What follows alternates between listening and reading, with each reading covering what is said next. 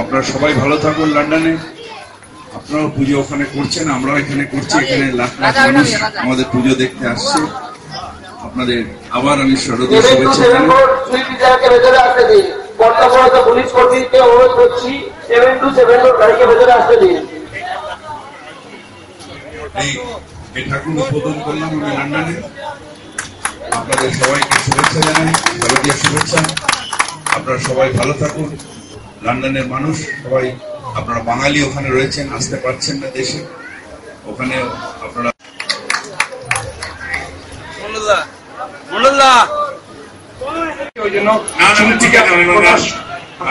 কলকাতার লাখ লক্ষ মানুষ আপনাদের দেখছে। আপনারা অনেক কষ্ট করে আমাদের এই পুজোটি করেন এবং পুজোর ব্যাপারে আপনাদের অনেক আবেগঘন মুহূর্ত জড়িয়ে আছে। আমার মনে হয় এখানকার প্রত্যেক যারা দর্শনার্থী এসছেন তারা লন্ডনের কলকাতার চেয়ে অগ্রণীর সঙ্গে সঙ্গে লন্ডন শারদ উৎসবের চাক্ষুষ দেখতে পাচ্ছেন। এবং যেটা আরো বলার আছে, ঐতিহাসিক মুহূর্ত এই জন্যই যে লন্ডন শারদ উৎসবকে কলকাতায় বসে মাননীয় নবরত্নের মন্ত্রী মহাশয় উদ্বোধন করলেন। এটা প্রমাণ করে যে প্রযুক্তিগতভাবে প্রাচ্য প্রাচ্যের মধ্যে বিলবন্ধন ঘটিয়েছে। আজকের দিনটি ডেফিনেটলি আমাদের চিরস্মরণীয় হবে। এখানে আমাদের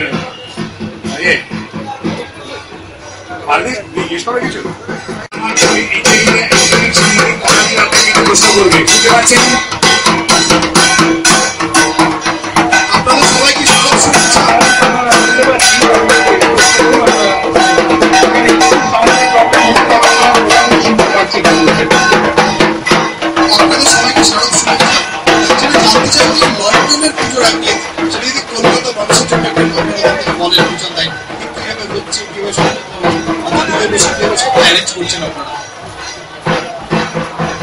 আমাদের এখানে যেটা দেখতে পাচ্ছেন, আমাদের আজকে আমরা সপ্তমী পালন করছি।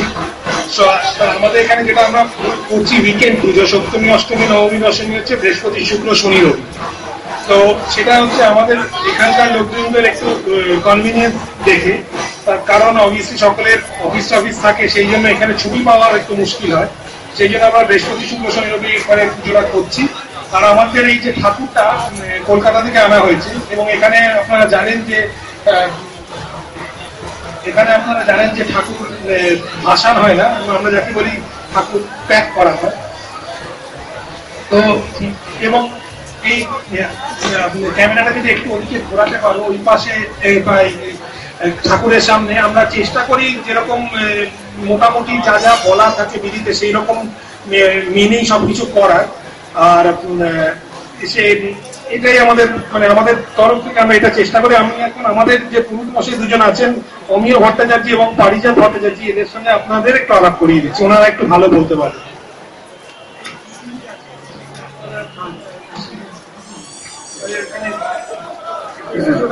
আচ্ছা, নমস্কার, শুনতে পাচ্ছেন? নমস্কার, শুনতে পাচ্ছেন? আচ্ছা, আমার নাম অমিয় ভট্টাচার্য, আর আছে পারিজাত দে। আমরা দুজনে মিলে এখানে পুজোটা করছি।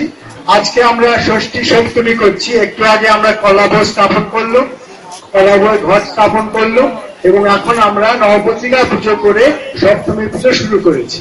তা এখন একটু পরে আমরা ঠাকুরকে ভোগ দেবো, তারপর আমরা আরতি পুষ্পাঞ্জলি করে আজকে সকালের মতো আমাদের এখানে পুজো শেষ হয়ে যাবে। তা আমাদের পুজো এখানে খুব লোকে মানে করে, এই কারণে আমরা সবকিছু ফলো করি, এবং চণ্ডীপাঠও দুবেলায় করি আমরা, সকালে বিকেলে। So everything is there for people to observe.